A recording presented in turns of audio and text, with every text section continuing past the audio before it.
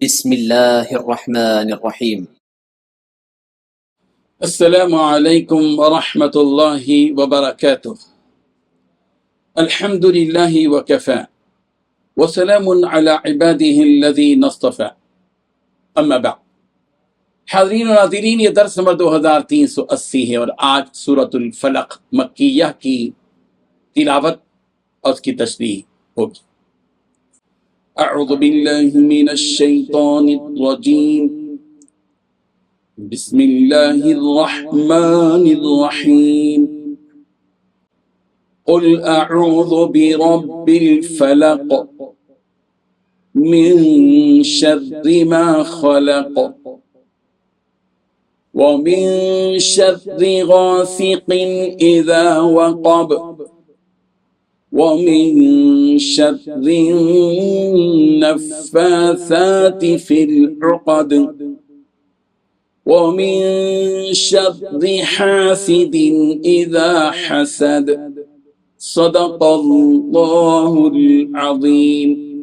لفظی ترجمہ یوں ہے، قل کہہ دیجئے، اعوذ میں پناہ میں آتا ہوں، برب الفلق صبح کے رب کی، من شر اس چیز کے شر سے، ما خلق جو اس نے پیدا کی، ومن شر غاسق اور اندھیری رات کے شر سے، اذا وقب جب وہ چھا جائے، ومن شر النفاثات اور پھونکے مارنے والیوں کے شر سے، فی العقد گرہوں میں، ومن شر حاسد اور حسد کرنے والے کے شر سے، اذا حسد جب وہ حسد کرے۔ ترجمہ یوں ہے، کہو کہ میں صبح کے پروردگار کی پناہ مانگتا ہوں، ہر چیز کی برائی سے جو اس نے بنائی، اور شب تاریک کی برائی سے جب اس کا اندھیرا چھا جائے، اور گنوں پر پڑھ پڑھ کر پھونکنے والیوں کی برائی سے، اور حسد کرنے والے کی برائی سے جب وہ حسد کرنے لگے۔ ان 5 آیتوں میں 5 باتیں بیان کی گئی ہیں۔ پہلی بات، کہو کہ میں صبح کے مالک کی پناہ مانگتا ہوں، ہر اس چیز کے شر سے جو اس نے پیدا کی ہے۔ دوسری بات، اندھیری رات کے شر سے جب وہ پھیل جائے۔ تیسری بات، ان جانوں کے شر سے جو گرہوں میں پھونک مارتے ہیں۔ چوتھی بات، حسد کرنے والے کے حسد سے جب وہ حسد کرے۔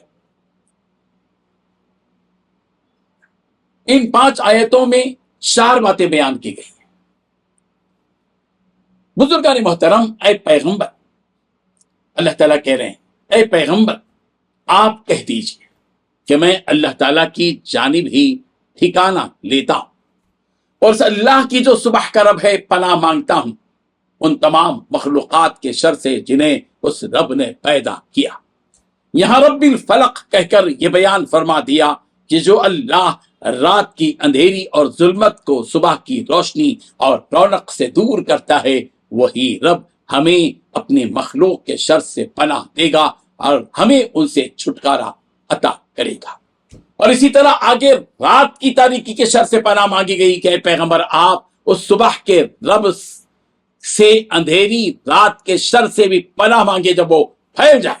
اس صورت میں رات اور اس کے شر سے پناہ اس لیے مانگنے کا حکم دیا کہ اکثر جادوگر رات کی تاریکیوں میں اپنا عمل کرتے ہیں اور صبح سے پہلے ختم کر دیتے ہیں، اس لیے بطور خاص اس کی پناہ مانگنے کا حکم فرمایا۔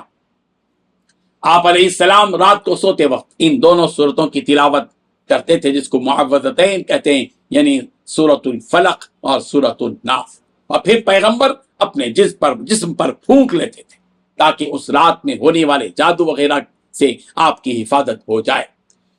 بعض حضرات نے فرمایا کہ غاسق سے مراد چاند ہے، جب اسے گہن وغیرہ لگے، اور عام طور سے جادوگر جادو کے کرنے کے لیے اسی وقت کا انتظار کرتے ہیں، اور اس وقت کیے گئے جادو کا اثر بھی بہت خطرناک بتلایا جاتا ہے، اس لیے اس کے شر سے پناہ مانگنے کا حکم فرمایا۔ جیسا کہ حضرت عائشہ صدیقہ رضی اللہ عنہا سے مروی ہے، نبی رحمت صلی اللہ علیہ وسلم نے میرا ہاتھ پکڑا اور چاند کی طرف دیکھنے لگے اور فرمایا کہ اے عائشہ، غاسق کے شر سے اللہ کی پناہ مانگو جب وہ پھیل جائے۔ فرمایا کہ یہی غاسق ہے، یعنی یہ چاند جب اسے گہن لگے یہ مسند احمد کی روایت۔ پھر آگے فرمایا کہ ان جانوں کے شر سے بھی آپ اللہ کی پناہ مانگیے جو گرہوں میں پھونک مارتی ہیں، یعنی جادو کرنے والے لوگ اکثر دھاگے، استعمال شدہ کپڑے، بال وغیرہ پر کچھ پڑتے جاتے ہیں اور اسے گانٹھ لگاتے جاتے ہیں، جس سے اس شخص پر جادو کا اثر ہونے لگتا ہے۔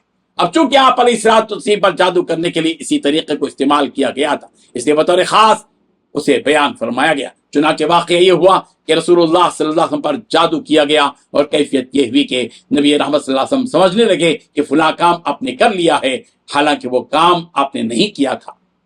اور نبی رحمت صلی اللہ علیہ وسلم نے اپنے رب سے دعا کی تھی۔ پھر آپ علیہ الصلوۃ والتسلیم فرمایا کہ عائشہ، کیا تمہیں معلوم ہے اللہ نے مجھے وہ بات بتا دی ہے جو میں نے اس سے پوچھی تھی؟ حضرت عائشہ صدیقہ رضی اللہ عنہا نے پوچھا، یا رسول اللہ وہ بات کیا ہے؟ فرمایا، میرے پاس دو مرد آئے، اور ایک میرے سر کے پاس بیٹھ گیا اور دوسرا پاؤں کے پاس۔ پھر ایک نے اپنے دوسرے ساتھی سے کہا، ان صاحب کی بیماری کیا ہے؟ دوسرے نے جواب دیا، ان پر جادو ہوا ہے۔ پہلے نے پوچھا، کس نے جادو کیا ہے؟ جواب دیا کہ لبید بن عاصم نے۔ پوچھا، وہ جادو کس چیز میں ہے؟ جواب دیا کہ کنگھی پر کھجور کے خوشے۔ پوچھا، وہ ہے کہاں؟ کہا کہ وہ زروان میں، اور زروان بنی زریق کا ایک کنواں ہے۔ عائشہ صدیقہ رضی اللہ عنہا نے بیان کیا کہ پھر نبی رحمت صلی اللہ علیہ وسلم اس کنویں پر تشریف لے گئے، اور جب حضرت عائشہ صدیقہ کے پاس دوبارہ واپس آئے تو فرمایا، واللہ اس کا پانی مہندی سے نچوڑے ہوئے پانی کی طرح تھا، اور وہاں کے کھجور کے درخت شیطان کے سر کی طرح تھے۔ بیان کیا کہ پھر نبی رحمت صلی اللہ علیہ وسلم تشریف لائے اور انہیں کنویں کے متعلق بتلایا۔ میں نے کہا، یا رسول اللہ، پھر آپ نے اسے نکالا کیوں نہیں؟ نبی رحمت صلی اللہ علیہ وسلم نے فرمایا کہ مجھے اللہ تعالیٰ نے شفا دے دی، اور میں نے پسند نہیں کیا کہ لوگوں میں ایک بری چیز پھیلاؤں۔ اور بعض روایات میں ہے کہ آپ علیہ الصلوۃ والتسلیم کے بال پر 11 گانٹیاں جادو کی لگائی گئی تھیں۔ جب یہ صورتیں نازل ہوئیں جن میں بھی 11 آیتیں ہیں، 11 جب بھی ایک ایک آیت پڑھی جاتی وہ ایک گانٹھ کھلتی جاتی، اس طرح ساری گانٹھیں ان صورتوں کی تلاوت سے کھل گئی۔ آخر میں حسد کرنے والوں کے حسد سے بھی پناہ مانگی گئی، اس لیے کہ عام طور سے جادو وہی لوگ کرتے ہیں جو اپنے دلوں میں حسد اور کینہ رکھتے ہیں۔ اس لیے نبی رحمت صلی اللہ علیہ وسلم کو ان حاسدین کے حسد سے پناہ مانگنے کا حکم فرمایا۔ آپ علیہ الصلوۃ والتسلیم پر یہود نے جو جادو کیا تھا وہ بھی حسد ہی کی وجہ سے تھا، اور آج کا دور حاسدین سے بھرا ہے۔ کون اپنے دل میں اپنی جانب سے حسد پالے ہوئے ہے پتہ نہیں، اس لیے ہمیشہ اللہ کے نبی صلی اللہ علیہ وسلم کے اس عمل کو اپنا دستور بنا لیں کہ ہر رات سوتے وقت ان دونوں صورتوں کی تلاوت کر کے اپنے اوپر دم کر لیا کریں۔ انشاءاللہ اللہ تعالیٰ ہر شر سے ہم سب کی حفاظت فرمائے گا۔ اللہ تعالیٰ ہم سب کی حفاظت فرمائے، آمین۔ وآخر دعوانا ان الحمدللہ رب العالمین۔ ڈیلی درس قرآن کو سبسکرائب کیجئے، اپنے تاثرات اور مشورے ارسال کیجئے، اور اپنے متعلقین کا گروپ بنا کر انہیں روزانہ درس قرآن بھیجئے اور اجر و ثواب پائیے۔ جزاکم اللہ خیر۔